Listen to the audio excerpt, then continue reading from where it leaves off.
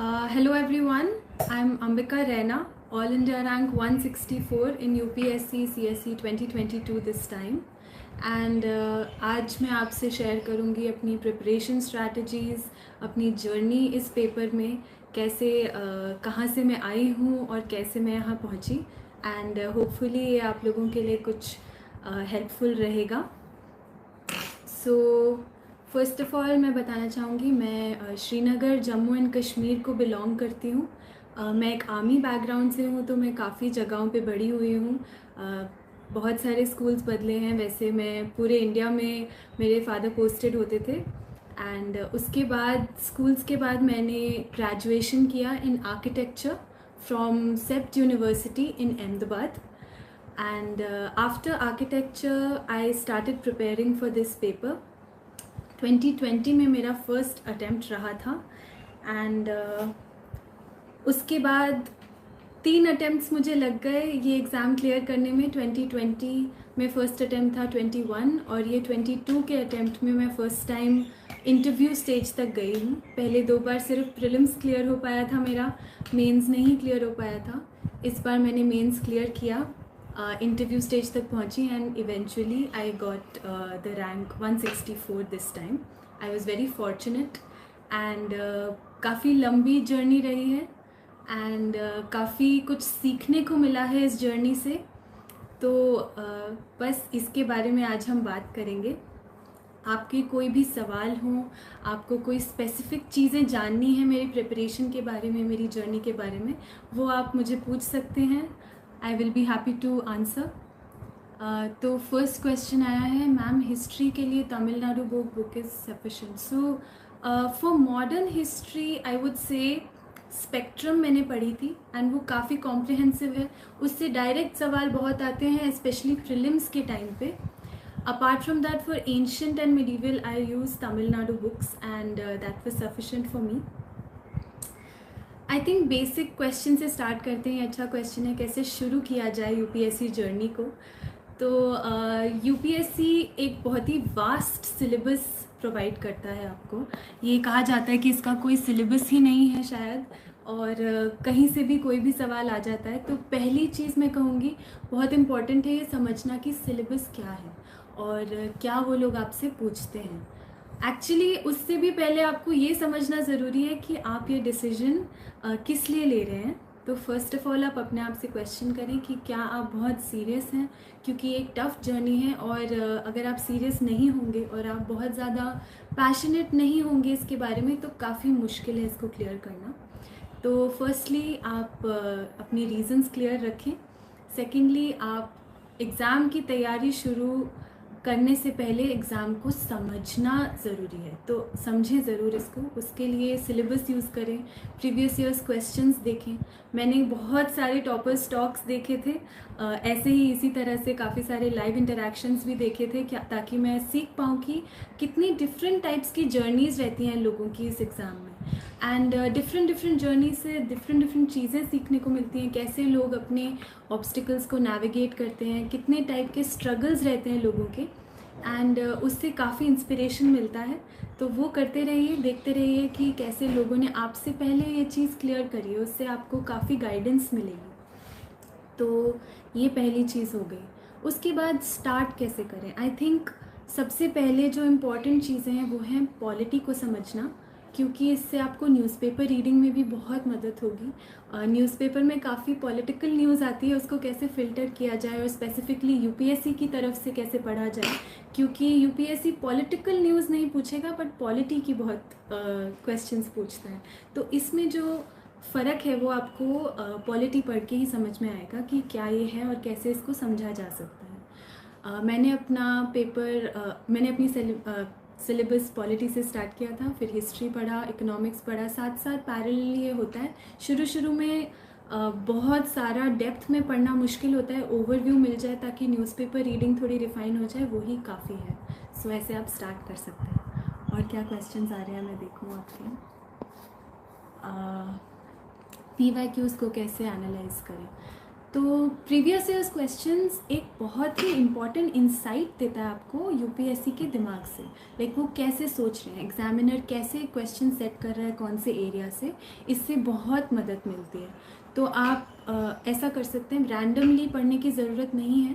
I think अगर आप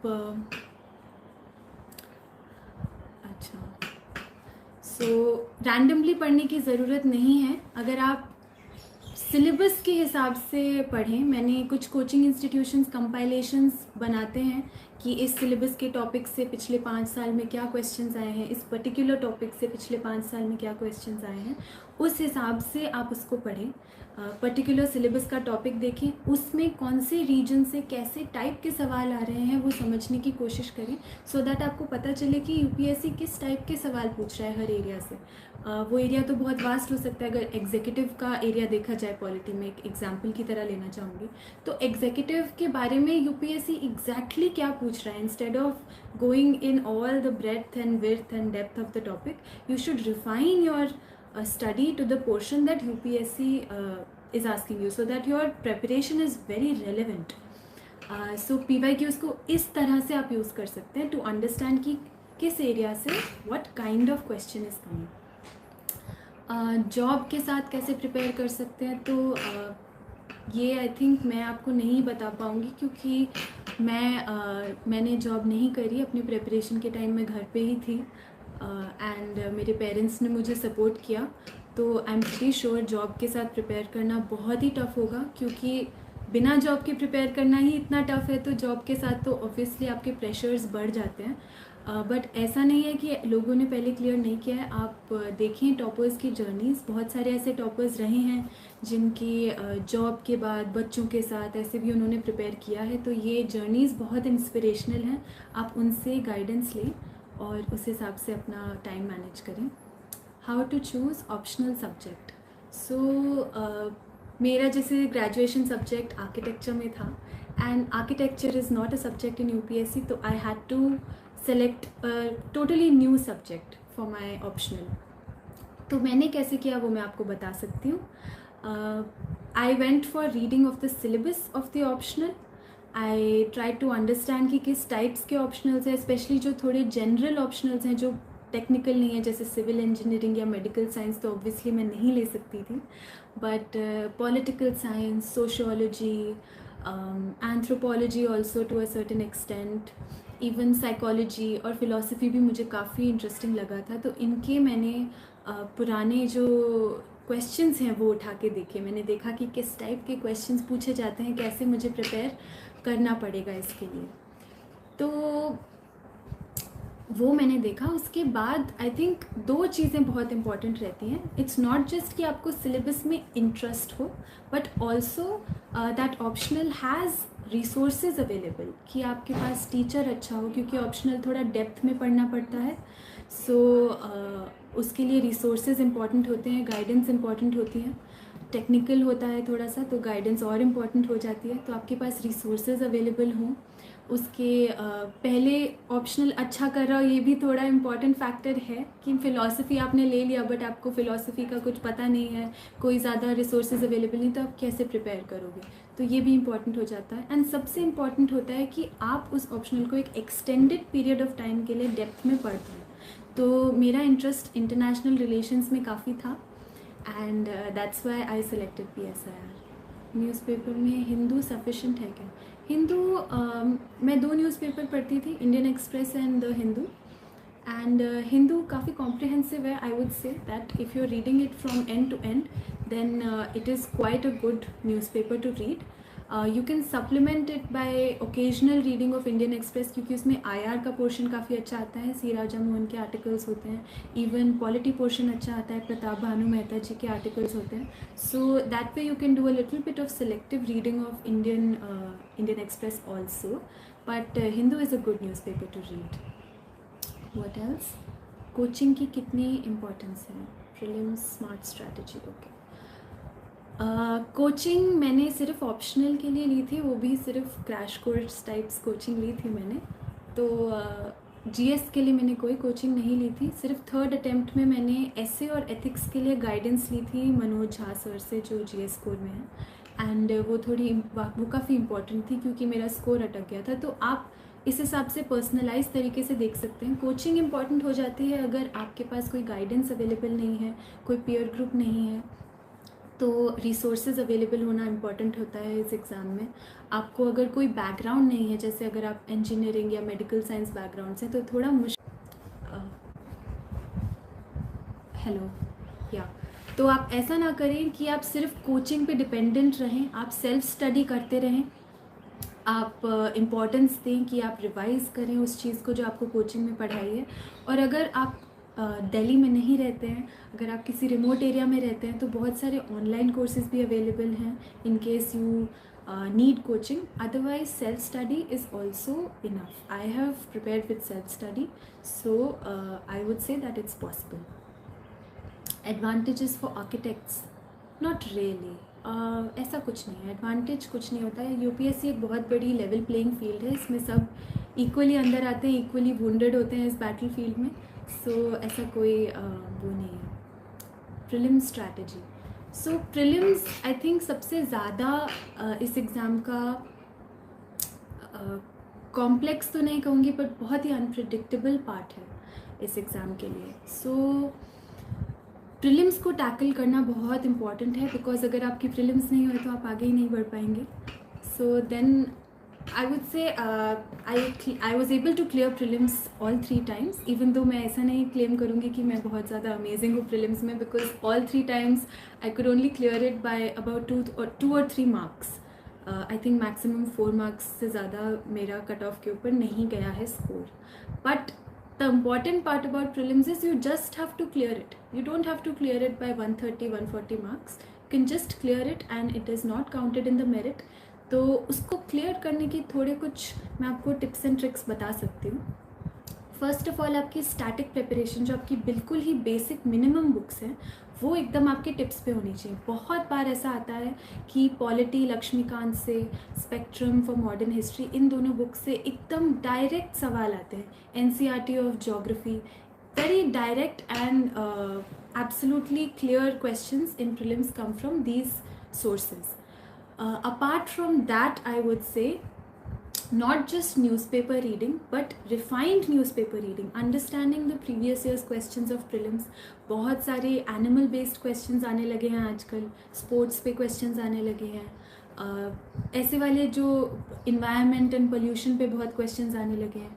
ऐसे वाले जो topics होते हैं, जब आप newspaper reading कर रहे हैं, अगर आप aware हैं कि प्रीवियस ईयर्स क्वेश्चंस क्या आते हैं प्रीलिम्स में, तो आप स्पेसिफिक फोकस दे सकते हैं उन एरियाज़ को जो आपको लगता है कि इम्पॉर्टेंट है from prelims point of view. So this is one. Secondly, what you have to do is very carefully understand how to give mocks and how to analyse it. I think इससे ज़्यादा important कोई भी step नहीं है to clear prelims. Mocks mocks mocks completely complete game changer for prelims. So I think in 3 attempts में मैंने कुछ around 200 mocks दिए होंगे in total. And it's not just about giving the मॉक्स।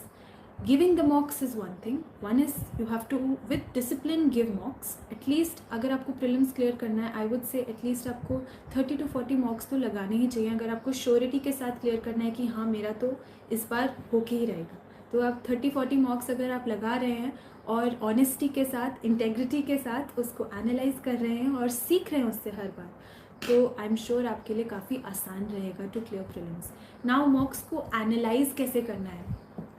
See, when we are giving an answer to a question, there is a certain thought process that goes in our mind. There's a certain way of thinking that we have. And if the question, if the answer is wrong, then you have to go back to your thought process. आपको सीधा source पे जाना है। उस time आपने सोचना है, जब आप एनालाइज करें कि मैंने ये आंसर देते हुए क्या सोचा था और मैं कहाँ गलत गया और मुझे कैसे अपनी सोच को बदलना है, कैसे अपनी थॉट प्रोसेस को फाइन ट्यून करना है। जब आप बार बार बहुत सारे क्वेश्चंस में ऐसा करेंगे तो आप पाएंगे कि आपकी थॉट प्रोसेस धीरे धीरे मोल्ड होती जा रही है towards giving the right answer. So prelims के लिए मॉक्स, giving मॉक्स, and more important than that, analysing your papers is very very important. Okay, और क्या क्वेश्चंस आ रहे हैं? इंटरव्यू की importance. Interview is one of the most important नहीं actually fun parts of this journey, I would say. I was fortunate that this time I could clear and got to the interview stage because बहुत अच्छी feeling आती है, थोड़ा scary भी होता है because you're facing such distinguished people on the panel and you have to answer to them who are so knowledgeable and they have so much of life experience, so it's a little bit intimidating, but it's a very good experience. You get to know about yourself so much, you get to know about your opinions so much, you think about things, introspection करते हो, तो ये पूरी journey काफ़ी enjoyable होती है. How many hours would I study? Honestly, not so many. आप ऐसे देखते होंगे, ऐसे न्यूज़ में बहुत आता है कि 17-18 घंटे पढ़ते हैं यूपीएससी क्लियर करने के लिए. मैंने शायद ही इतना कभी पढ़ा हो. शायद प्रीलिम्स और मेंस से बिल्कुल पहले हो जाते थे शायद 16-17 घंटे, बट वो बहुत ही कम दिन थे जब ऐसा हुआ. On a regular basis I would से 6 to 8 hours I would study. 8 hours usually I would try कि मैं 10 hours पढ़ पाऊँ. 10 hours जिस दिन मैंने पढ़ ली उस दिन आई यूज्ड टू फील कि हाँ, आई studied quite a lot. So on average I would say 8 hours I would study. And yeah, I don't think it's possible कि आप बहुत ज़्यादा लंबे टाइम के लिए उससे ज़्यादा पढ़ें भी. अगर आप 10-12 घंटे पढ़ रहे हो तो बहुत ज़्यादा है. How to self motivate for daily reading? अब ये चीज़ ये काफ़ी अच्छा क्वेश्चन पूछा है आपने. लोग काफ़ी पूछते हैं कि सेल्फ मोटिवेशन कहाँ से आता है to revise every day same books. अगर आप पहला अटैम्प्ट दे रहे हैं तो सेम बुक्स आपको बार बार पढ़नी पड़ती है. अगर आप दूसरा तीसरा अटैम्प्ट दे रहे हैं तो आपको तो सेम सारा सिलेबस ही बार बार पढ़ना पड़ता है. तो इसके लिए मोटिवेशन कहाँ से लाएं? रोज़ उठ के पढ़ें बैठ के, उसके लिए मोटिवेशन कहाँ से लाएं? इसके लिए मैं कहूँगी, इसके लिए मोटिवेशन की नहीं, इसके लिए डिसिप्लिन की ज़रूरत है. मोटिवेशन आपका छोटे गोल्स के लिए नहीं होता है. मोटिवेशन आपका होता है लार्जर गोल्स के लिए. मोटिवेशन आपका होता है कि मैं ज़िंदगी में कहीं पहुंचना चाहती हूँ, मैं ज़िंदगी में सक्सेसफुल बनना चाहती हूँ, मेरा गोल है कि मैं कुछ करूँ अपनी लाइफ में, कुछ बन के दिखाऊँ. इसके लिए आपको मोटिवेशन चाहिए. ये है आपकी मोटिवेशन. रोज़ उठ के बैठ के पढ़ना, ये मोटिवेशन नहीं, ये डिसिप्लिन है. ये आपको याद रखना है कि मेरा लार्जर गोल क्या है, उसको बार बार याद करें. अपने आप को रिमाइंड करें कि मैं कहाँ से आई हूँ और मैं कहाँ पहुँचना चाहती हूँ. इस चीज़ को बार बार अपने आप को रिमाइंड करें. मैं बीच में एफर्मेशंस भी करती थी. रोज़ सुबह उठ के 3-4 बार 5 बार लिखती थी कि कहाँ मुझे पहुँचना है, am I capable, what do I deserve in life. तो इससे आपको कॉन्स्टेंटली एक रिमाइंडर मिलता रहता है कि आप क्यों कर रहे हैं ये. क्योंकि ये छोटी मोटी चीज़ों में जब आप फंस जाए ना कि अरे मुझे तो लक्ष्मीकांत दूसरी बार रिवाइज़ करनी है, चौथी बार रिवाइज़ करनी है, तो आप लार्जर गोल को कभी कभी भूल जाते हैं कि मैंने ये शुरू ही क्यों किया था. तो उसमें ना उलझें, रोज़ रोज़ की छोटी छोटी चीज़ों में ना उलझें. आप अपने आप को मोटिवेटेड रखें with your larger goal in mind. With your motivation you can build discipline. So उससे आप रोज़ आपको थोड़ा थोड़ा पढ़ते रहना है और कंसिस्टेंसी से ही ये एग्ज़ाम पास होता है. और क्या क्वेश्चंस हैं यहाँ? I am so glad that everyone is asking such relevant questions and I am able to answer these questions because बहुत इंपॉर्टेंट होती है. थोड़ा थोड़ा किसी का गाइडेंस मिलता रहे. मुझे याद है मैं भी बहुत लॉस्ट फील करती थी जब मैं पढ़ाई कर रही थी. पूछ रहे हैं is 1 attempt enough?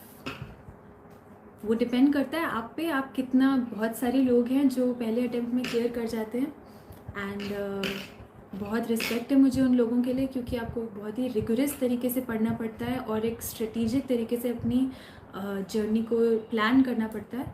And definitely it's doable if you have the motivation and discipline. It's doable. How to revise?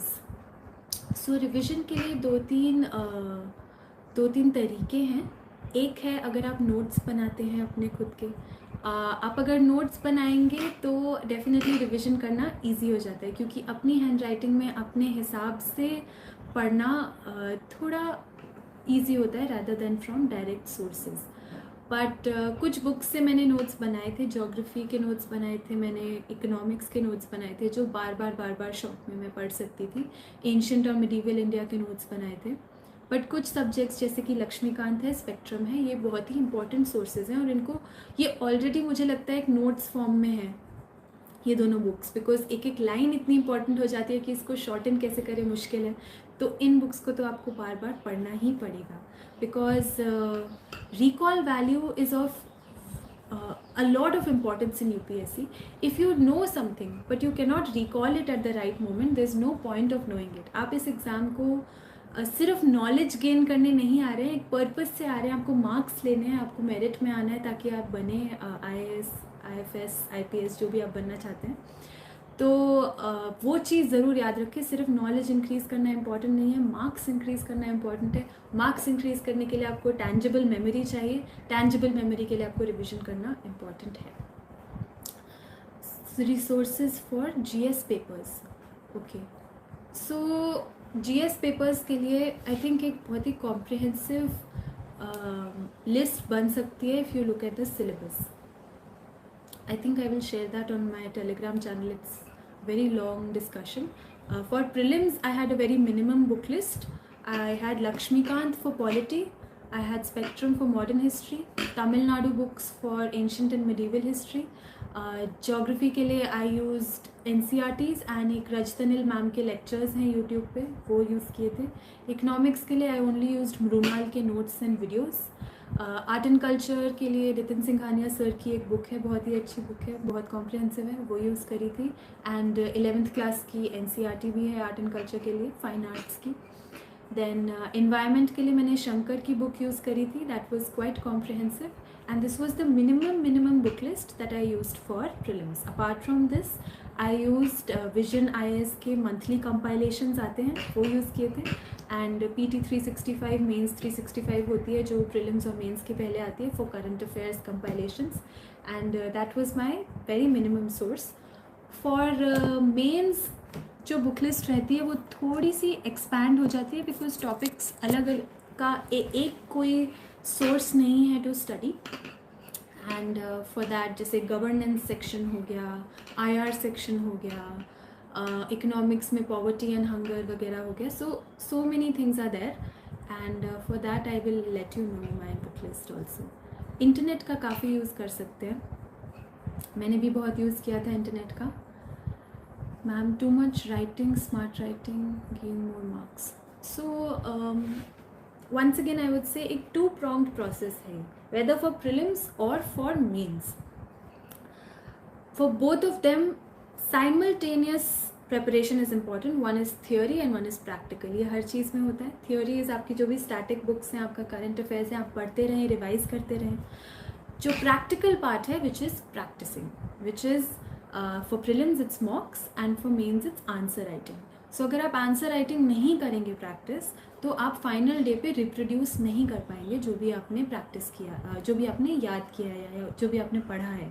तो आंसर राइटिंग बहुत इंपॉर्टेंट हो जाती है। आई यूज़ टू फॉलो इनसाइट्स का एक वो आता है current affairs daily answer writing का, तो वो जो उस दिन के एडिटोरियल्स वगैरह रहते हैं डिफरेंट पेपर्स में, उसका लिंक देते हैं, वो आप पढ़ सकते हैं एडिटोरियल्स, एंड उसके ऊपर बेस्ड एक आंसर आप प्रैक्टिस कर सकते हैं। So I was not very regular with this, but I use to try कि हफ्ते में एटलीस्ट 2-3 बार मैं ऐसे प्रैक्टिस करूँ 4-5 questions, so that I am in touch with writing. क्योंकि राइटिंग में बहुत और चीज़ें आ जाती हैं, स्ट्रक्चरिंग कैसे करनी है, इंट्रोड्यूस कैसे करना है, क्या क्या चीज़ें आपको कॉम्पोनेंट्स इंक्लूड करने हैं in the body part, how to enhance your answer with more things like flowcharts, committee reports, statistics, diagrams, maps, etc. So this kind of content enrichment is very important.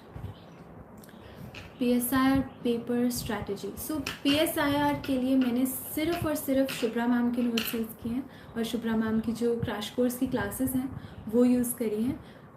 बहुत लोग बोलते हैं कि OP Gauba पढ़नी चाहिए, Andrew Heywood वगैरह, बहुत लोग अलग अलग सोर्सेज यूज़ करते हैं, but I think because I was a complete newcomer to this subject and I did not have any previous knowledge, मेरे को लगा कि इतना ही मैं समझ लूँ और प्रैक्टिस कर लूँ उतना काफ़ी होगा, तो मैंने सिर्फ और सिर्फ शुभ्रा मैम के नोट्स यूज़ करें।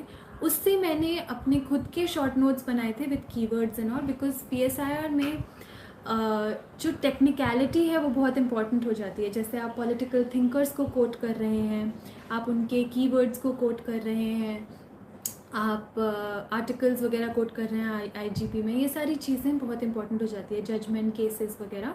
सो इनको याद करने, बिकॉज ये दिमाग से निकलते रहते हैं अगर आप इनको रिवाइज ना करें तो इनको याद करने के लिए मैंने अपने खुद के शॉर्ट नोट्स बनाए थे, एंड वो भी मैं अपने टेलीग्राम चैनल पे, इंस्टाग्राम चैनल वगैरह पे शेयर करने वाली हूँ. सो आप उनको भी यूज़ कर सकते हैं. Did I make digital notes or notes in copies? I tried making digital notes quite honestly, but मैं comfortable नहीं थी उसमें. I think मैं कॉपी में पेन से खुद से लिख के ज़्यादा comfortable हूँ, तो मैंने वैसे ही नोट्स बनाए, मैंने डिजिटल नोट्स नहीं बनाए. For interview I made digital notes because for interview the thing is that you have to talk about yourself. You have to know about yourself, your own background. आपने आज तक क्या क्या किया है अपनी लाइफ में, क्या क्या डिसीजंस लिए हैं, क्या क्या आपका बैकग्राउंड रहा है, चाहे वो आपकी स्टेट है, चाहे वो आपका ग्रेजुएशन सब्जेक्ट है, जो भी है आपका वर्क एक्सपीरियंस है, उसके बारे में बहुत सारी चीज़ें आपको जाननी पड़ती हैं. तो इंटरव्यू के लिए मैंने अपने डिजिटल नोट्स बनाए थे, क्योंकि मैं उसमें कॉन्स्टेंटली ऐड कर सकती थी related to current affairs. So that becomes very easy in digital notes if you can keep on adding and keep on making them more and more refined. That is possible in digital notes. It's not so possible in notes that are in hard copy. Okay. और क्या questions आ रहे हैं?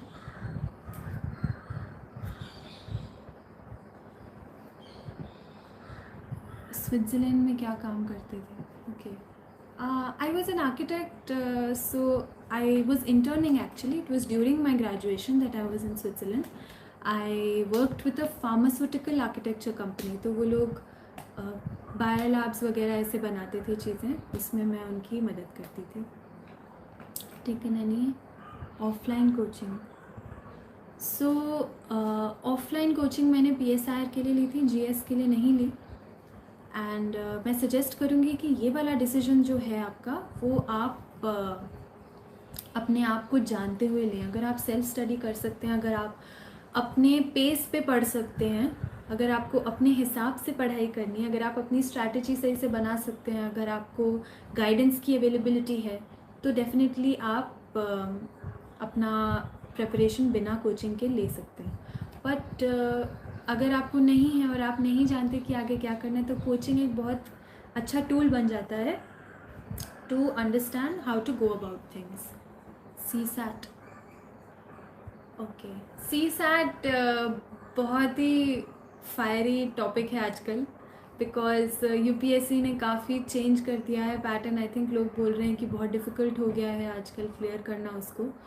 तो आप देखें कि अगर आप प्रीवियस ईयर्स क्वेश्चंस उठाएं, आप देखें अगर आप वो सॉल्व कर पा रहे हैं. If you are well over the cut off, अगर जैसे 66 मार्क्स या कितना आपका कट ऑफ होता है, अगर आपका 100 के ऊपर जा रहा है, आप आराम से क्लियर कर पा रहे हैं cut off with a lot of margin, then I don't think you have to worry about it. Then it's okay, you don't have to prepare so much, because ये चीज़ सिर्फ आपको क्लियर करनी है over the cut off, not even an arbitrary cut off, but वो already बताया गया कि ये कट ऑफ है. अगर आप उससे ऊपर आ रहे हैं तो आपको और कुछ करने की ज़रूरत नहीं है. बट अगर आप कट ऑफ नहीं क्लियर कर पा रहे हैं और अगर आप एकदम बॉर्डर लाइन पे हैं, तो मैं सजेस्ट करूँगी कि आप थोड़ी बहुत प्रैक्टिस करते रहें, प्रीवियस ईयर्स क्वेश्चंस देखते रहें, जो भी टॉपिक्स दिए गए हैं CSAT के सिलेबस में, वो एक बार पढ़ लें और प्रिपेयर कर लें. And that way you will be finding your self in a better position to answer the CSAT paper and to clear it in the final को. ओके, और क्या क्वेश्चंस हैं? बस I think I will take a few more questions and then we'll go. Shubhra Ranjan ma'am, handwritten notes or coaching printed notes? I took the handwritten notes from the market. वो available है. I think 6 books की एक set आता है for hand written notes of Shubhra ma'am. वो अपनी class में भी I think mostly hand outs उसी सेट से देती हैं, तो वो काफ़ी कॉम्प्रिहेंसिव है. And that is the thing that I used.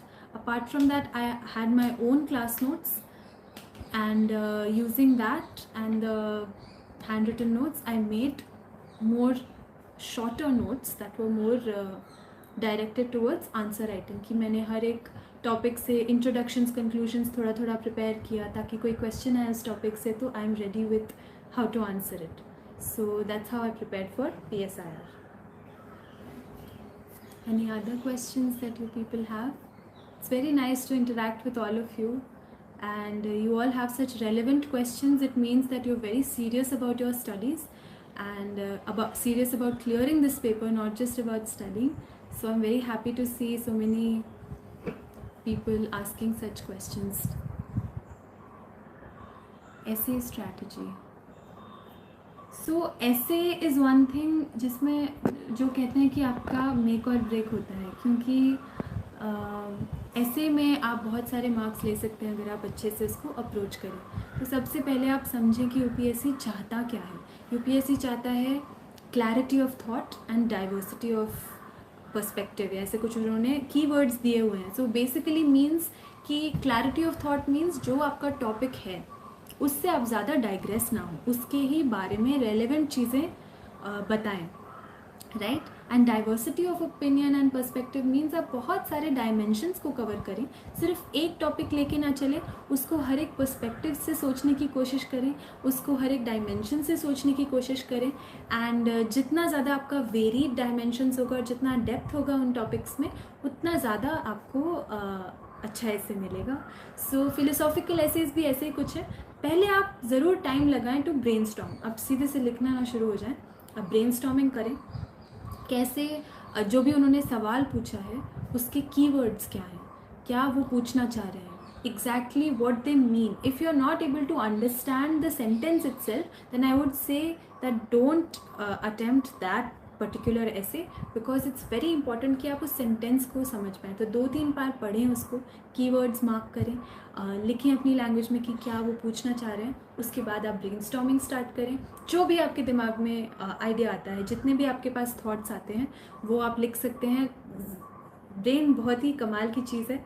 ज़बरदस्त स्ट्रीम ऑफ थॉट शुरू हो जाती है, तो एक के बाद एक आइडिया आते रहते हैं.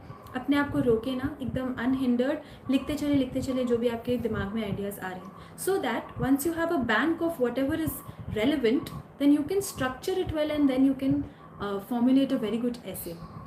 So that's what I was doing.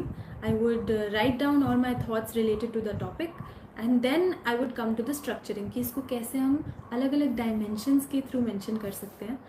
Social, political, environment, economical, जितने भी dimensions मैं सोच सकती थी, सारे के सारे मैं cover करने की कोशिश करती थी without going too far away from the topic, because just for the sake of adding dimensions, it's not recommended that you astray from the topic and go into dimensions that are not even necessary or not even asked about.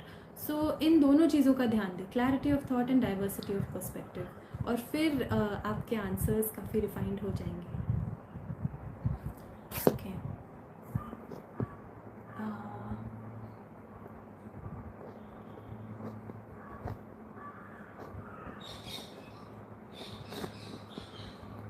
Have I taken? Did you make digital notes?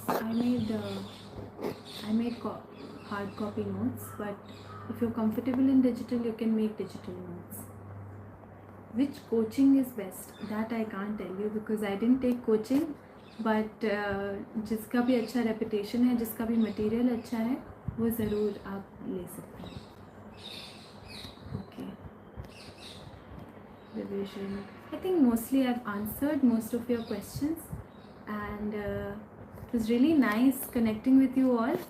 In case you have any more pressing doubts or questions, you can reach out to me on my Instagram account. I usually see the comments and try to reach out to everyone and share my notes and everything on my Telegram channel, जो भी लोग मांग रहे हैं. तो okay, ये अच्छा question. How to stay calm and maintain mental balance. ये बहुत अच्छा क्वेश्चन है क्योंकि ये काफ़ी रेलिवेंट है, मैं बोलूँगी, for everyone, specially for me. I think 2 bar failure face करने के बाद आई थिंक फेलियर बोलना बहुत ही थोड़ा सा ब्रूटल हो जाता है, फेलियर बोलना इसको, but in a way it is failure because your goal was to achieve something and you could not. So 2 बार मैंने जब फेलियर फेस किया, उसके बाद वापस से उठना और इसी एग्ज़ाम को वापस फेस करना बहुत मुश्किल था. And I know that lot of people face that kind of mental pressure and difficulty in life, that it takes a toll on your mental health. So इसके लिए आप हमेशा अपने आप को रिमाइंड करते रहें कि ये बस एक एग्ज़ाम है। आई नो जब आप एक ही चीज़ कर रहे हैं अपनी लाइफ में, जैसे मैं कुछ और नहीं कर रही थी, मेरा कोई जॉब नहीं था, मैं बस घर पे बैठ के पढ़ाई कर रही थी। तो जब आपकी लाइफ में एक ही चीज़ रह जाती है जिसके बारे में आप दिन रात सोच रहे हैं, दिन रात पढ़ाई कर रहे हैं, मेहनत कर रहे हैं, उसकी तरफ बढ़ने की कोशिश कर रहे हैं, और फिर जब वो चीज़ हाथ से निकल जाती है या फिर आपको लगता है कि मैं नहीं पहुँच पाई उधर, तो काफ़ी मुश्किल होता है अपना सेल्फ वर्थ मेंटेन करना, how to stay confident in your self and how to not think that you are a failure. तो आप ये याद रखें कि ये बस एक एग्ज़ाम है। This is not a test of you as a person, this is not a test of whether you have worth or not.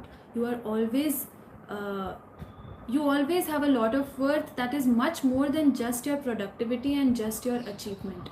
तो आप ये याद रखें कि चाहे आप फेल हों, चाहे आप सक्सेस पाएँ, आप जो हैं वो आप ही रहेंगे। आपके जो नियर एंड डियर वंस हैं, जो आपकी क्लोज़ फैमिली है, जो क्लोज़ फ्रेंड्स हैं, वो हमेशा आपको उसी नज़रिए से देखेंगे जैसे आप हैं। और ये याद करके आगे बढ़ने की कोशिश करें। ये याद रखें कि यूपीएससी बहुत कुछ सिखाता है, not just in terms of knowledge base but also in terms of life. तो ये जो लेसन्स हैं, आप इनको लेके किसी भी फील्ड में जाएंगे, आप सक्सेस ही पाएंगे। बिकॉज इतना सारा विजडम इतनी कम उम्र में कम ही लोगों को आता है, फेलियर देख के ही आता है। तो फिक्र ना करें और मेहनत करते रहें। Okay, how to remain fearless in interview. I think कोई भी फियरलेस नहीं होता है, एंड कोई भी ऐसा नहीं है जो नर्वसनेस नहीं फील करता है। इसको एक्सेप्ट करें, ये एक साइन है कि आप जो भी करने जा रहे हैं, you care about it. That is why you are feeling nervous, because you care about the result. So just take it in your stride. उस चीज़ को एक्सेप्ट करें, उस चीज़ से लड़ने की कोशिश ना करें, एंड एक्सेप्टेंस के साथ जाएं। और ये भी सोचें कि जो आपके आसपास लोग हैं, जो बाकी लोग इंटरव्यू दे रहे हैं, वो भी तो डरे हुए होंगे, वो भी तो सेमी पैनल फेस करने वाले हैं। तो इससे आप थोड़ा सा हौसला बनाए रखें और अपने आप पे भरोसा रखें, अपनी प्रेपरेशन पे भरोसा रखें। आप जब इंटरव्यू तक पहुंचते हैं तो वही अपने आप में बहुत बड़ी बात होती है कि आप इतने सारे लेवल्स क्लियर करके 10-15 लाख लोग ये एग्ज़ाम देते हैं, प्रीलिम्स में बस 10-15 हज़ार लोग निकलते हैं, उसके बाद मेंस में तो 2-3 हज़ार लोग ही निकल पाते हैं। एंड आप अगर इतने सारे लोगों से छट के आए हैं तो ये अपने आप में बहुत बड़ी बात है। तो इंटरव्यू से ना डरें, वो बहुत ही मज़ेदार पार्ट है इस एग्ज़ाम का। रिलेशनशिप कैसे मेंटेन करें, किसका रिलेशंस, क्या आप फैमिली रिलेशंस, फ्रेंड रिलेशंस, ये सारे बहुत अलग अलग टाइप्स के रिलेशंस होते हैं। आपके पर्सनल रिलेशंस भी हो सकते हैं। तो ये सारी चीज़ें आई थिंक साथ साथ चलती रहती हैं प्रिपरेशन के, और आपको इन पे भी ध्यान देना है क्योंकि आपकी मेंटल हेल्थ के लिए ये सारी चीज़ें भी बहुत इम्पॉर्टेंट हैं। तो उन पे भी ध्यान दें, उनको इग्नोर ना करें। शुरू में मैंने अपना फ़ोन दे दिया था 1 साल के लिए, मैं बिल्कुल ही आइसोलेटेड थी, तो वो अच्छा नहीं था फॉर माई मेंटल हेल्थ। तो अपने आप को जानें। अगर आपको ज़रूरत है कम्युनिटी की, अपने क्लोज़ फ्रेंड्स की, क्लोज़ लोगों की सपोर्ट की, तो अपने आप को आइसोलेट ना करें, उनसे टच बनाए रखें और हौसला लेते रहें। And this is just a part of life, this is not your whole life. You remember that when you preparing for UPSC, ये आपकी ज़िंदगी का एक हिस्सा है, ये आपकी पूरी ज़िंदगी नहीं बन सकता है। तो बाकी जो पार्ट्स हैं, आपकी फ़िज़िकल हेल्थ, मेंटल हेल्थ, आपकी सोशल लाइफ, उसको नियंत्रण में रखें, कंट्रोल्ड तरीके से जीते हैं। बिकॉज ऑब्वियसली बहुत सारा एफर्ट और टाइम जाता है यूपीएससी प्रिपरेशन में, तो मैं ये नहीं कहूँगी कि आपकी लाइफ का छोटा सा हिस्सा बन सकता है, but it is a big part of your life. But keep other parts of your life alive. अगर आपकी कोई हॉबीज़ हैं तो वो करते रहें, अपने आप को खुश रखें, तभी आपकी प्रिपरेशन अच्छे से हो पाएगी।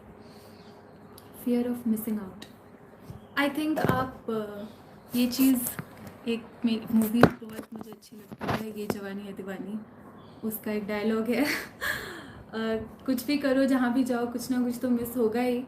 तो अगर आप इतनी बड़ी चीज़ कर रहे हैं, अगर आप यूपीएससी के लिए प्रिपेयर कर रहे हैं और आप कहीं पहुँचना चाहते हैं ज़िंदगी में, तो कुछ ट्रिप्स दोस्तों के साथ, कुछ मस्तियाँ, पार्टियाँ शायद आपकी मिस हों, बट आपकी लाइफ कितनी अच्छी हो जाएगी आप याद करके थोड़ी सी चीज़ सैक्रिफाइस कर दें, तो कुछ ना कुछ तो मिस होता ही है लाइफ में। आपकी जो प्रायोरिटीज़ हैं आप उसके हिसाब से करें, and I am sure that you will do well.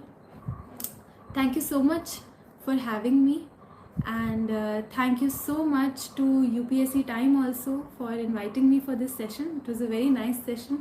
I had a very good experience with all the aspirants. Thank you for asking such relevant questions, and all the best for your preparation. And आप करते रहें मेहनत, and अपनी life को अच्छा बनाने की कोशिश करते रहें इसी तरह से, ऑनेस्टी के साथ, मोटिवेशन के साथ बढ़ते रहें, आगे बढ़ते रहें.